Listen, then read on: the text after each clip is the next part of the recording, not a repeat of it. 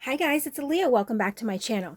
So I am back to do a walkthrough of my next wallpaper journal. And this is the one it's slightly like the size of a traveler's notebook, but it is a little bigger. I believe this one is, I want to say 4.5, but I could be wrong.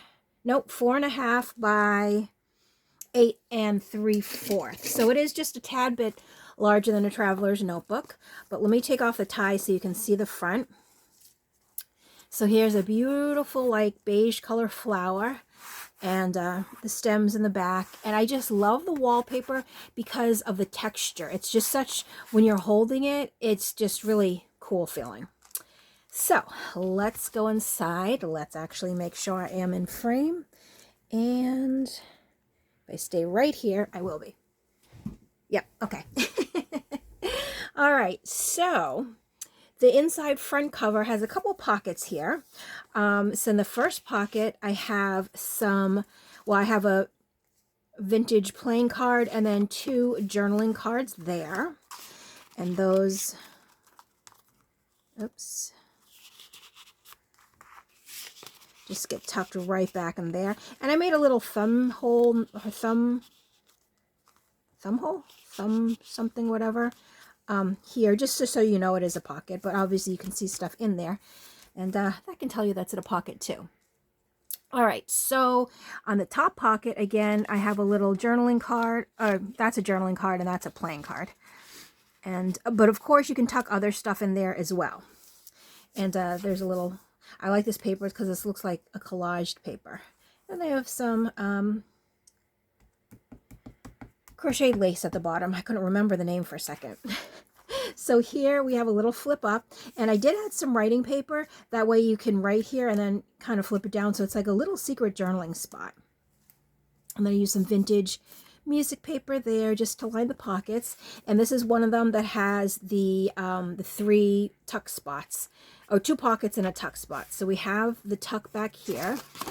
And I have this. This is actually, I got this from Amazon, this little coffee dyed kit in Amazon with all the papers. They're like reproductions, but it all looks like it's supposed to be coffee dyed.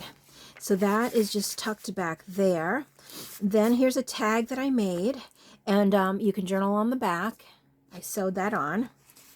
And in the front pocket, a little, this is also from that coffee dyed kit that I got on Amazon, but it's blank on the back, so you can do some writing on there if you want.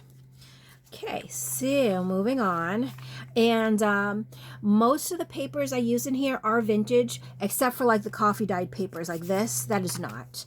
But like here we have some vintage ledger paper. And then I made a little tag here. So the back you can journal on. And then the front, this is also one of the little pieces of ephemera that I got in that kit. And so is that, and then I put this little sentiment, live in the moment there, but you can journal on the back of that. And then this opens up for some more journaling as well. This actually is not vintage either. This is coffee dyed children's like practice writing paper that I got from my friend Lolly. So that's not vintage, but this is. Here we have a glassine bag that I just did a little collage on the front. And then inside, this is a nice little splotch of journal. And this is actually a vintage picture. So I thought that was really cool. And if you wanted to, you could write in the back because it is blank back there. So that just tucks right inside there. And vintage music paper. Here is, so I figured you could write here if you wanted to, but if you don't want to, you don't have to. What it is, it's a little pocket, and you just have a little ephemera in there.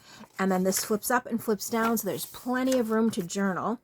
And then when you tuck these in, it kind of keeps this closed for you. Oh, okay, hold on. This, I got to show you this right here. This is my dad's old company. I mean, he's retired now. Well, not obviously, because you don't really know my dad, but he is retired now. So this is not an active business, but he found all these, like graph papers, pads of graph paper that he had, And he gave them to me because he knows that I will use it in my journal. So I thought that was like the best thing ever. And it has just the name of his business there and where it was located.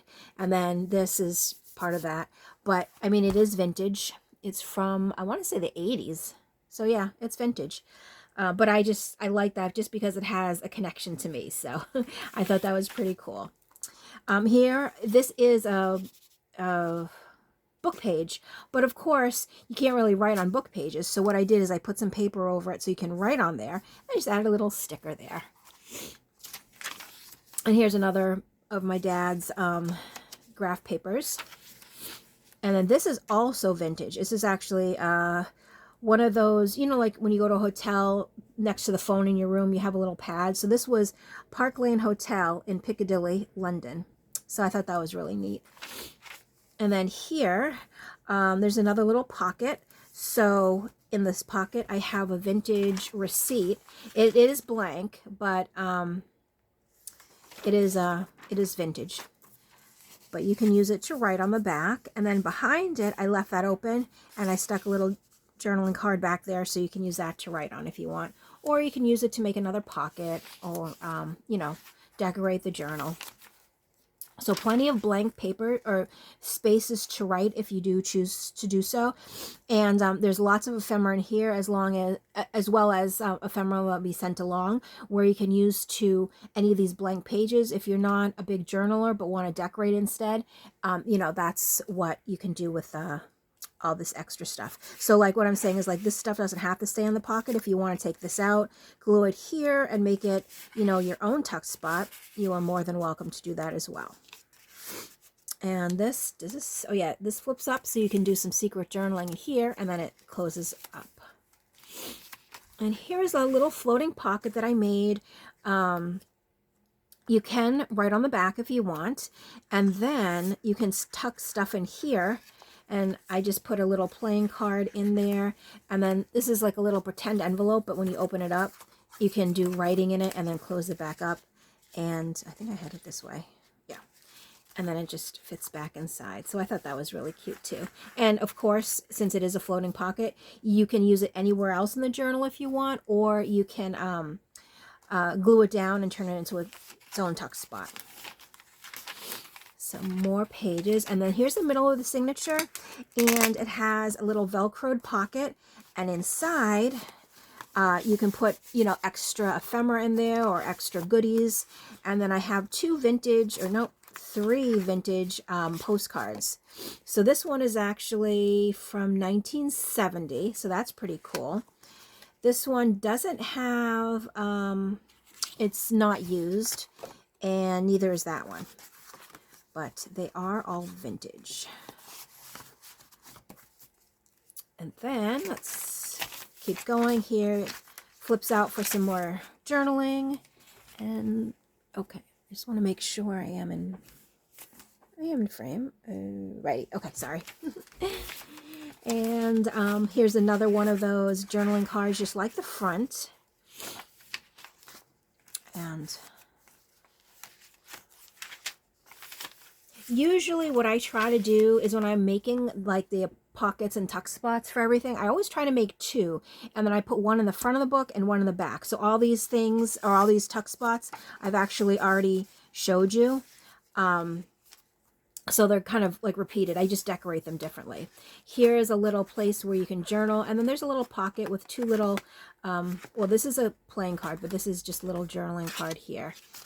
And then I just tucked it behind there. And another little of the flip up, flip downs.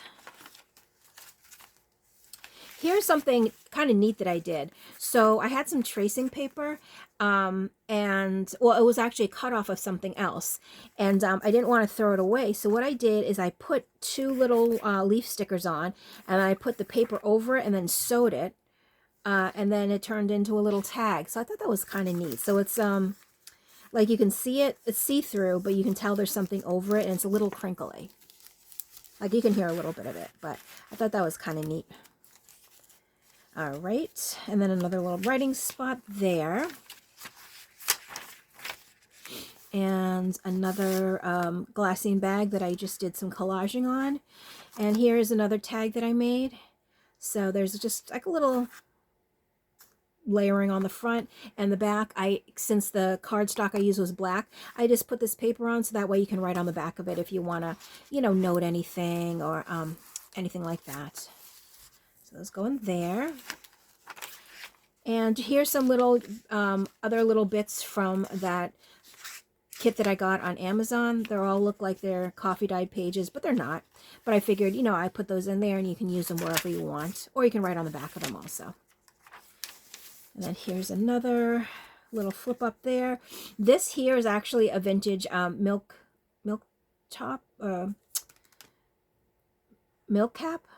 bottle cap, I think. I forget, but you know, it is really vintage. And then again, 3 little things I have tucked in there. And then the back page here, I do have some pockets that I made. So we have a pocket up here, and it has playing card. It has a Tim Holtz tag. Same thing in here. And then I just put a little decorations around, and then my little signature there.